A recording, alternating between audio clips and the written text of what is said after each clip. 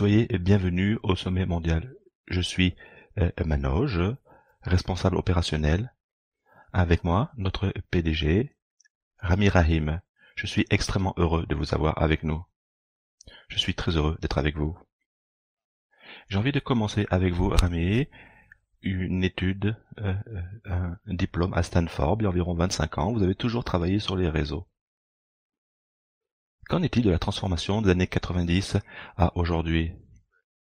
J'ai envie de vous expliquer que toute mon année a été sur les réseaux, sauf une année avant Stanford, où j'ai travaillé dans l'industrie graphique. C'était une autre passion. Mais maintenant, parlons de l'évolution des réseaux. Lorsque j'ai rejoint Juniper pour la première fois, je pense que l'on parlait de convergence d'un seul protocole réseau qui serait essentiellement la communication sur l'Internet mondial et qui a essentiellement parié sur son existence. S'il s'agissait d'autre chose que le TCP/IP, nous n'aurions pas cet entretien. La phase suivante était concernant la technologie silicone, et je pense que c'est une phase que Juniper n'a pas simplement participé à faire décoller, mais nous avons mené avec vraiment une technologie au silicium innovante que nous continuons de poursuivre aujourd'hui. La phase actuelle, je crois, tourne autour du logiciel et pas n'importe quel logiciel.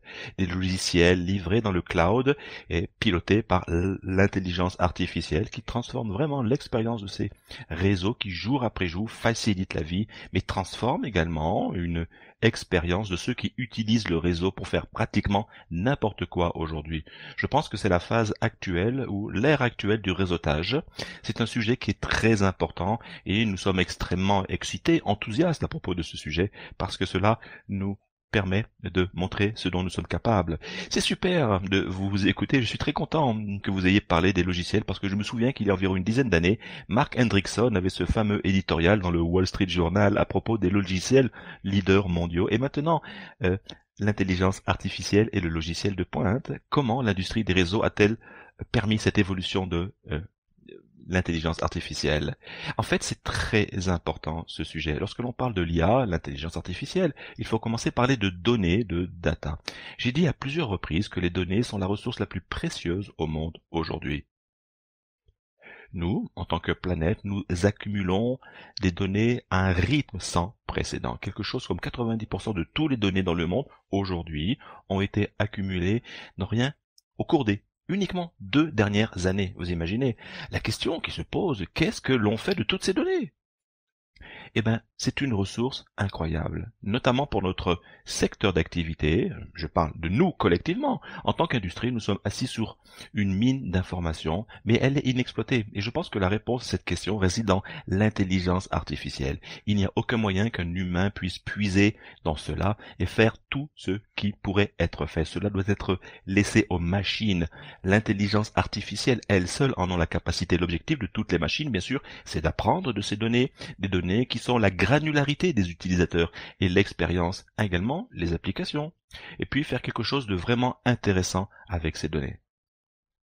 Je pense que certaines des choses les plus intéressantes sont par exemple des choses très importantes afin de créer de la valeur, accélérer le temps, le déploiement de nouveaux services, comprendre quand les problèmes surviennent dans le réseau et être capable d'intervenir avant même que quiconque ait la chance de comprendre qu'il y a un problème dans le réseau, être proactif et réduisez complètement les problèmes et notre approche d'entreprise axée sur l'IA.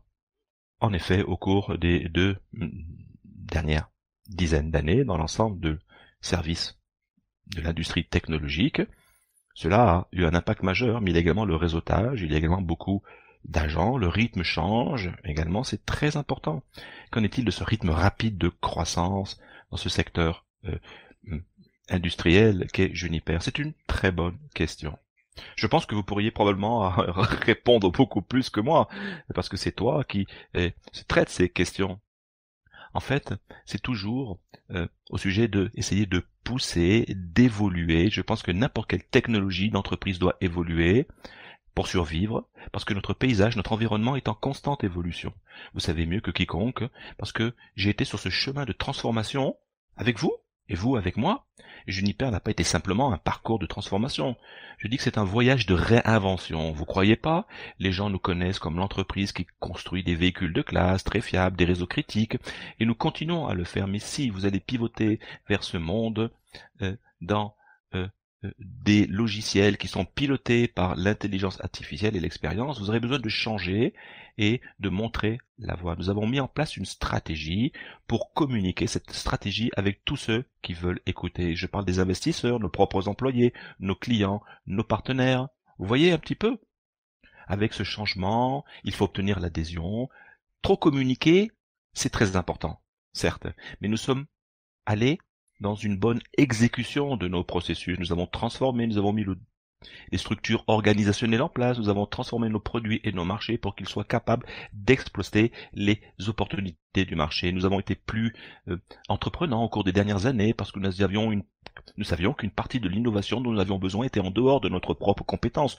Nous sommes donc impliqués dans des fusions-acquisitions, et nous avons été beaucoup plus agressifs en termes d'acquisition que d'habitude au cours des dernières années afin d'apporter du talent et de la technologie. Nous avons mis en œuvre à l'échelle de l'entreprise un objectif d'assurer ce que nous exécutions et que cela soit fait rapidement. Dans l'ensemble, le changement a été difficile, certes, surtout pour les ressources humaines qui ont besoin de cohérence, mais je pense que nous avons fait un travail formidable en démontrant la puissance de ce changement pour réinventer Juniper. Vous pouvez le voir dans nos résultats incroyables au niveau des trimestres.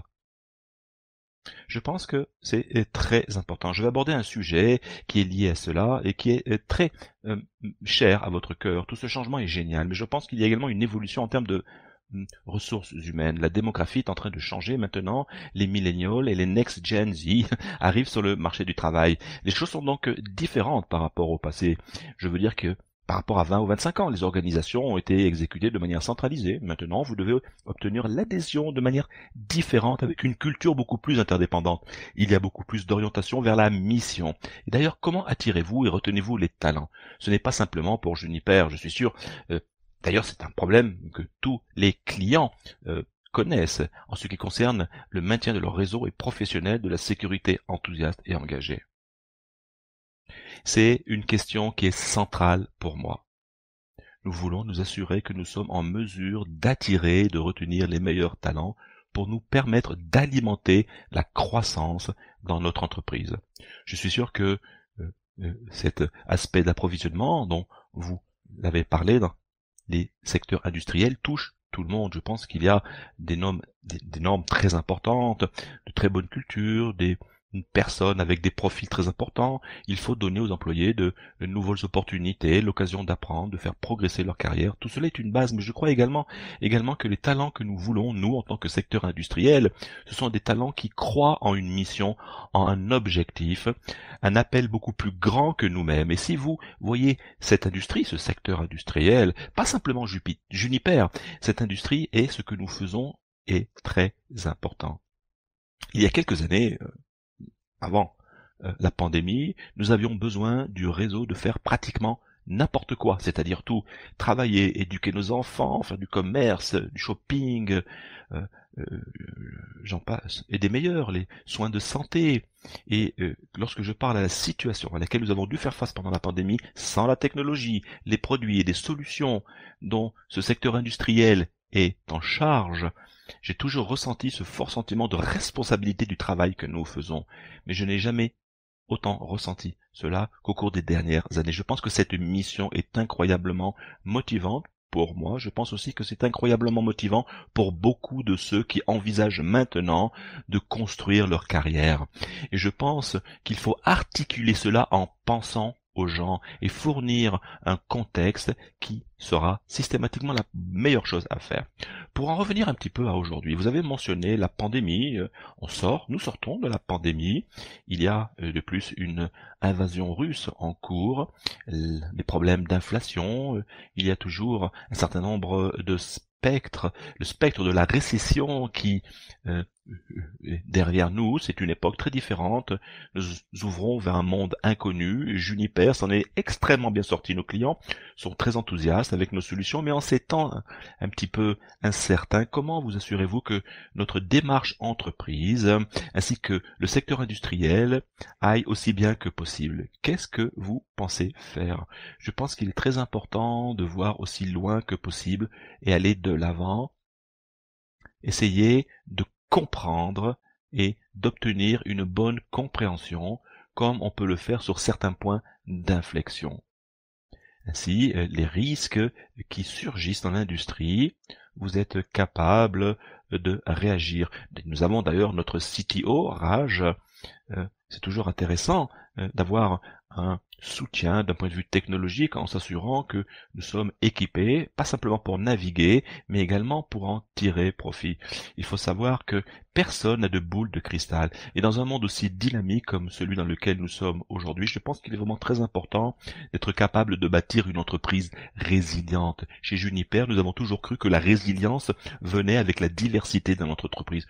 Tu le sais, Manoj, pour la première fois, le temps dans l'histoire de Juniper pour le Q1, le premier trimestre, l'entreprise est devenue notre segment le plus important. Cela ne veut en aucun cas dire que les autres segments de SP et Cloud ne sont pas aussi importants. Ils le sont car ils ont des performances exceptionnelles, mais c'est une ampleur qui est sans commune mesure. Nous avons intégré dans notre affaire la diversité, dans nos marchés verticaux stratégiques, des segments avec des solutions stratégiques. C'est pour moi une partie importante de la façon dont vous construisez une entreprise résiliente qui pourrait avoir un impact sur nous dans un segment particulier ou un autre. Il convient donc d'être capable de construire une entreprise résiliente, capable de relever des défis. Tout cela fait partie de cette transformation et la réinvention dont je viens de parler. Et si les résultats sont plus importants, cette réinvention devient résilience. L'année dernière, Juniper a connu une bonne année de croissance. Cette année, nous allons afficher encore plus de croissance. C'est ce que nous avons en termes de prévision. C'est un moment qui est porteur.